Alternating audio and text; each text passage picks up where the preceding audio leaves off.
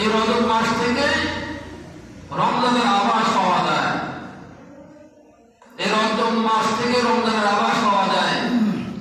এই রমজান মাসের বরকত রজব মাস থেকে শুরু হয়। এই রজব মাসের মধ্যে এমন বরকত, এমন ফজিলত, এমন রহমত বান্দার উপর বর্ষিত হয়ে থাকে। আল্লাহর জীবন তার রজব মাসে আল্লাহর বরকত হাসিল করবে, আল্লাহর করুণা, দয়া, অনুগ্রহ হাসিল করবে।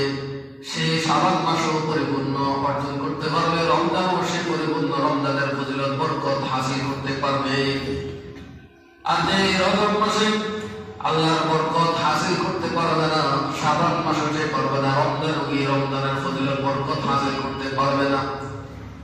এই জন্য রজব মাস থেকে রমজানের প্রস্তুতি রাসূলুল্লাহ সাল্লাল্লাহু আলাইহি ওয়াসাল্লাম উম্মতকে রজব মাস থেকে রমজানের প্রস্তুতি নেওয়ার জন্য, মানসিকভাবে তৈরি হওয়ার জন্য, সব দিক দিয়ে প্রস্তুতি নেওয়ার জন্য রজব মাস থেকে উৎসাহিত করেছেন। সেই উৎসাহিত করতে গিয়ে আল্লাহ রাসূল একটা দোয়া শিখিয়ে গেলেন উম্মতকে। কি দোয়া? রাসূলুল্লাহ সাল্লাল্লাহু আলাইহি ওয়াসাল্লাম ইরশাদ করেন যে রজব মাসে যখন চাঁদ দেখা যাবে তখন তোমরা হাঁটতে, বসতে, চলতে, ফিরতে সময় যখনই সুযোগ পাও এই দোয়াটা পড়বে। কি দোয়া? আল্লাহুম্মা বারিক লানা ফি রজব ওয়া শাবান ওয়া বাল্লিগনা রমাদান। হে আল্লাহ, রজব মাসে আমাদেরকে এবং শাবান মাসে আমাদেরকে বরকত দেন, এমন ভাবে বরকত দেন, এমন বরকত দেন, এবং আমাদেরকে রমজান মাস পর্যন্ত আমাদের হায়াত বৃদ্ধি করে দেন।